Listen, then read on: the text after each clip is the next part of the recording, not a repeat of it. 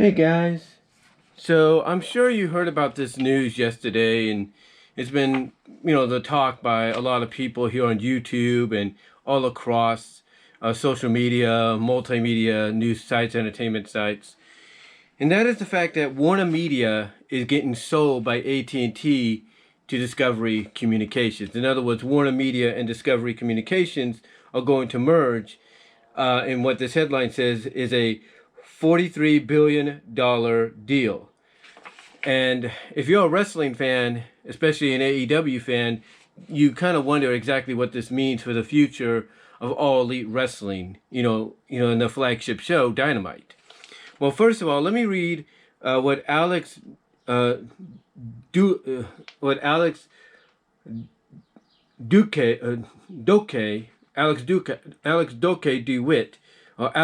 I'll just call him that, Alex DeWitt, published yesterday on, I think it was, what site did I get this off of?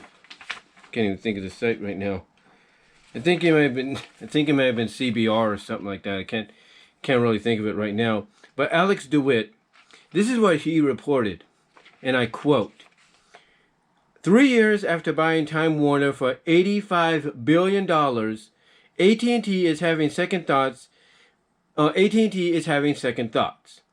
In a surprise move, the telecom titan is set to spin off its entertainment assets, now known as WarnerMedia, into a new joint venture with Discovery Incorporated, Discovery Communications.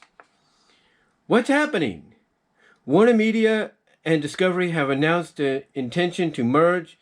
Under the terms of the agreement, AT&T shareholders will control 71% of the new company, with Discovery shareholders owning the rest.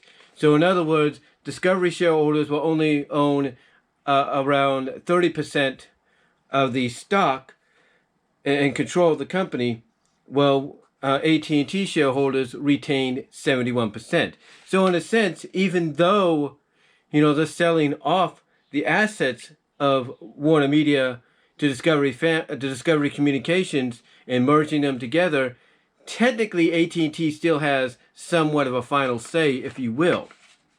But various reports say otherwise. Now, continuing on, David Valslove,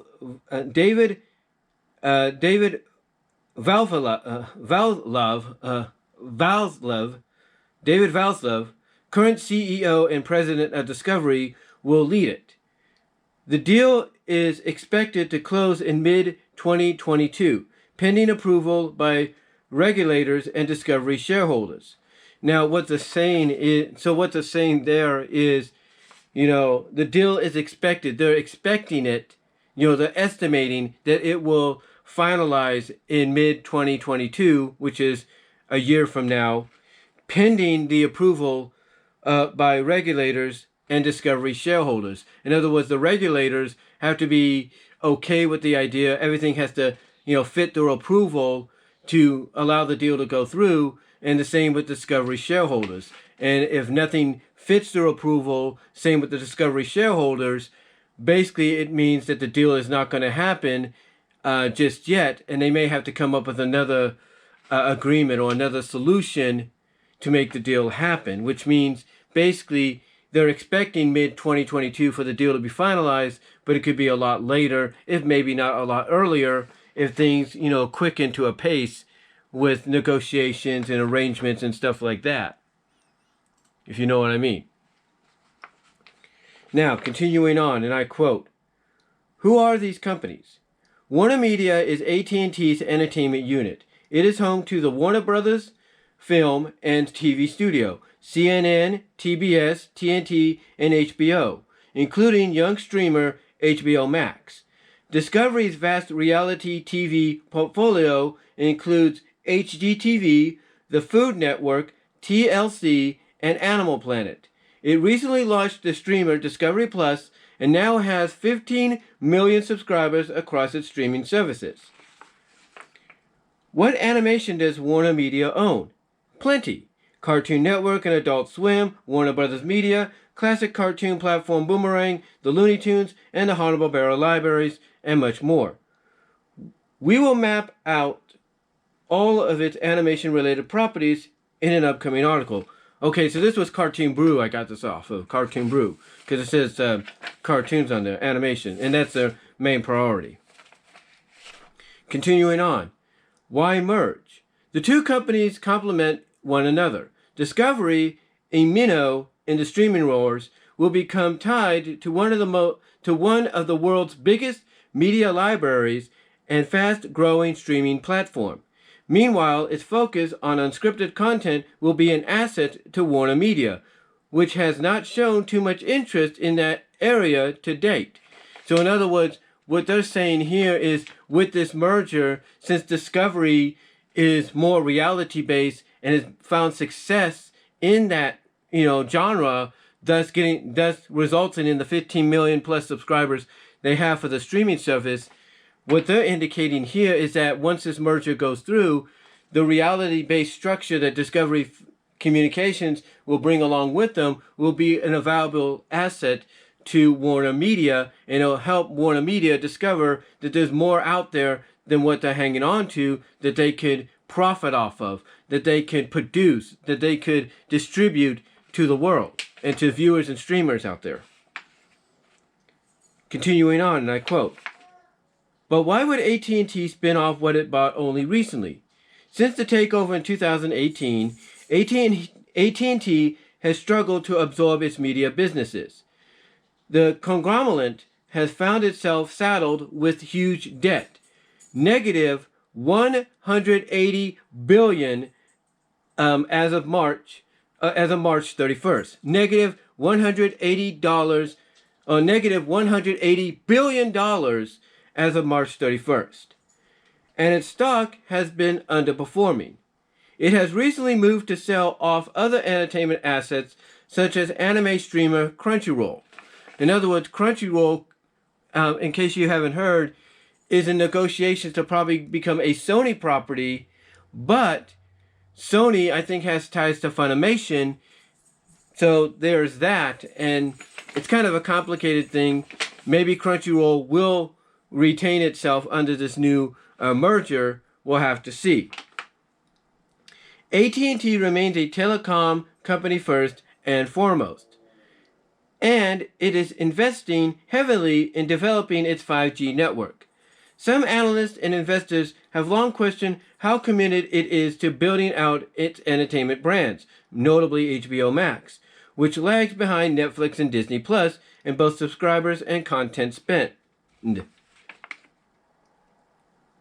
is a good question.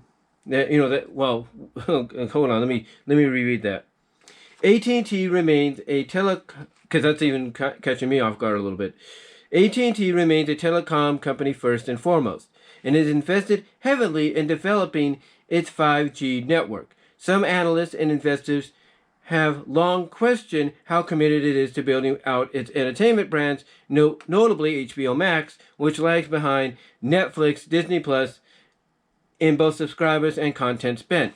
So in other words, what they're affirming here is that there's still the main focus of AT&T, as it always has been since its beginning, is its phone service. And mostly now it's wireless phone service, and it's thrive, if you will, to produce 5G content off a 5G network.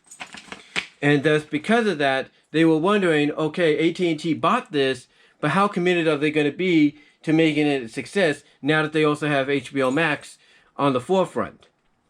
So obviously the answer is not as much. And sorry if I spaced out there a little bit because I was reading this. It kind of caught me off guard. It almost didn't feel like it made sense. I do apologize. Continuing on, and I quote, "What will the new company be called? That is to be confirmed, as is Valslever's executive team.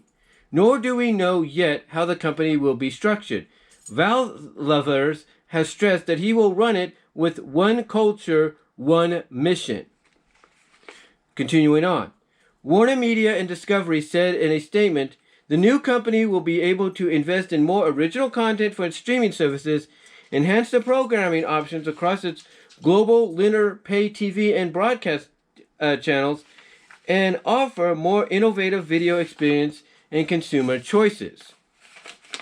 So in other words, again, they're expanding on the fact that by merging together, they're going to be able to offer more to the viewers like myself and you out there when it comes to whatever this is going to result to in the end.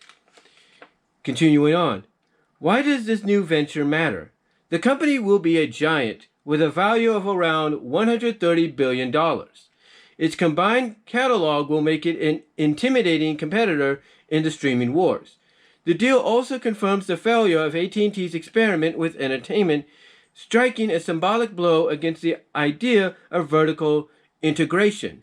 In other words, what they're saying here, what Alex is saying here, is, this will basically take these two young streaming services and make them into an huge, just out of nowhere competitor and, rival in the streaming wars when it comes to things like Netflix and Disney Plus and so on. What they're also pointing out is that by this deal happening, it confirms that AT&T's experiment to try to venture into entertainment wasn't going to work out as everybody predicted. Basically showing symbolically the symbol, or showing symbolically that the idea to integrate both from a vertical standpoint does not work. That being telecommunications and entertainment. Continuing on. The new company will also face big challenges. The merger spells more change at the WarnerMedia units, which have been undergoing elaborate restructuring for years. Discovery's Zalzovlith has little Hollywood experience, so his leadership represents a gamble. Meanwhile, no word of a role at the company for Jason Kilar, WarnerMedia's reformist CEO. So basically, they're saying that they're going to have a lot to face. There's going to be a lot of obstacles in the way, and that the guy that's been tapped to lead all this doesn't have any experience, and that him being in this position is going to be like a, on-the-job training scenario. He's going to learn on the job. And as far as the Jason Kilar goes, the CEO, the reformist CEO of WarnerMedia, as they call him, his future is in doubt. They don't know if he'll remain, if he'll be leaving, stuff like that. They don't know. I mean, if he stays, I think, honestly, him remaining, basically, let's say to have,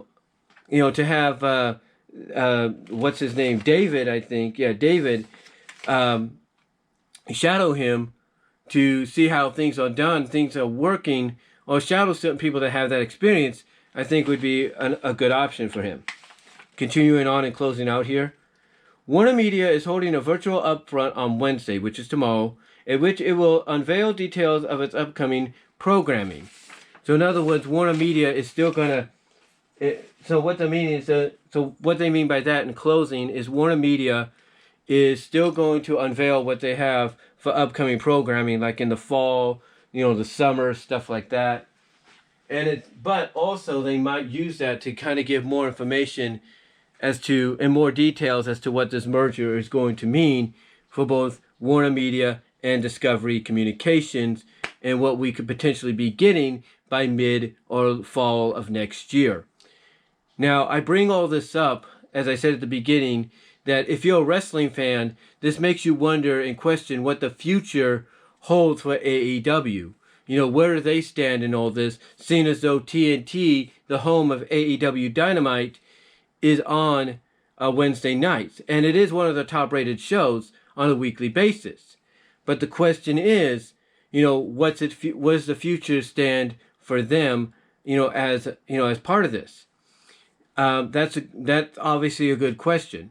I mean, one of the things they did tout about Discovery is that they are very high on sports. They're like not an ESPN-like structure or ESPN-like entity, but they are kind of like top tier when it comes to relation to sports and all that. So they have that as possibly a lifesaver, basically, a silver lining for them, that being AEW, to remain on TNT for the foreseeable future. However, again, we don't know what's going to happen. There's a lot of things that are being changed up, being restructured and everything. And as far as we know, Discovery, this new venture between both sides, they may decide, hey, look, TNT, we need to change the programming structure, and, we feel that, AEW Pro Wrestling just doesn't fit the structure of this new merger, this new, direction we're going in, so we don't want Dynamite anymore in our programming. And if that's the case, what happens to Dynamite? Where does it go? Does it become an online program only, like exclusively to YouTube or Twitch like Impact? Or does it find another outlet, let's say Vice or maybe, Paramount? There could be there's a lot of options out there. But that's only if AEW Dynamite doesn't remain on TNT. Now, I know some people would say, oh, they're going to remain. They have a contract. That is true. And I'm sure Tony Khan would defend that as well. But the problem is, legally, WarnerMedia could get out of that contract. They could. I mean, there has been rumors that there are those right now currently. The only reason they're keeping AEW around is because they are a top-rated show for them on TNT on Wednesday nights. And they like that. Or whatever night they have to put it on due to maybe preemption of basketball games or whatever. They like it. They're cool with it. But in the end, that may not be enough. Successful ratings, enough viewerships, successful DVR numbers, that may not be enough. They may decide, you know what, AEW, it's a great show and everything. It's getting us some audience numbers, but it doesn't fit our structure. We need to move on. And maybe they'll legally find a way to get out of the contract. We don't know. But right now, all we can do is wonder and speculate what the future could hold for AEW. And if the rumors of the tensions behind the scenes of the EVPs in AEW is any indication of, or has any truth, I should say, behind them, then that's something that needs to be nipped in the bud so that something like that doesn't probably, fracture, any possibility of AEW's future when it comes to staying on TNT. But what do you guys think? What are your thoughts on this merger with Discovery and WarnerMedia? What do you think the future holds for any programs that you might be fans of on both sides of the spectrum? And also, what are your thoughts on the future of AEW Dynamite? Do you think it'll remain? Or do you think it might have to start considering looking for a new outlet as a new home on a weekly basis? Let me know down below. Comment if you like. I'd love to hear from each and every one of you. And I am out.